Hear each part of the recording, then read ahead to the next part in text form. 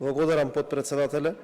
Дискутиравме за ова на Комисијата за финансирање и буџет, но вреди и на пленарната седница да се кажат неколку факти за чисто јавноста да добие впечаток чии аргументи се можеби посилни кога се зборува за финансиска, односно за фискална стратегија, бидејќи јасен е впечатокот дури и по една година на власт дека финансиска и фискална консолидација се случува заради тоа што претходно беше оставен невиден хаос, заради кој што и ги изгубивте изборите. Ете, јас ќе кажам неколку примери кои што сметам дека треба да бидат јасни и кажани директно во насока на консолидација на самата економија. И ќе спомнувам само неколку податоци кои што сум ги добил од Државниот завод за статистика. Верувам дека ќе се обединиме околу вистинитоста на истите. За 12 месеци просечната нето плата зголемена за 10,5%. Понатаму одиме 338.000 пензионери добиваат покачување на пензиите од 26 до 38%, различно за која група на пензионери гледате. Понатаму имаме рекордна невработеност, односно рекордна вработеност. За 3 квартали 10.000 луѓе нови се влесени во пазарот на трудот и добиле работно место.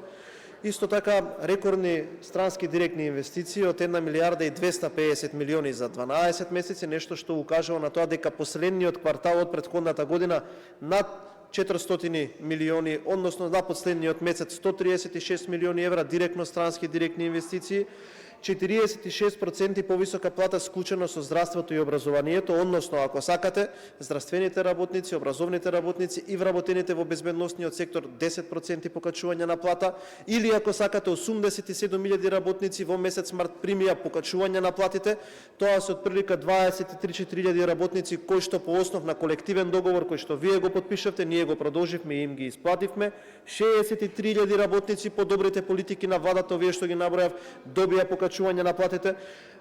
Имаме 4 нови автопати кои што се градат 150 км исчистен фронт за да може да се работат. Утре ќе поминеме предолг одлуката за прераспределба на средства 1200 локации од општините кои што ќе може веќе да влезат како капитални инвестиции.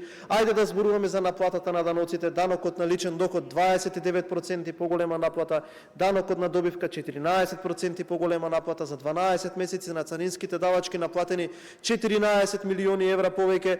Имаме 3 квартала поред над 3% раст на бруто домашниот производ, со што ги надминавме проекциите на Светската банка и на Меѓународниот монетарен фонд.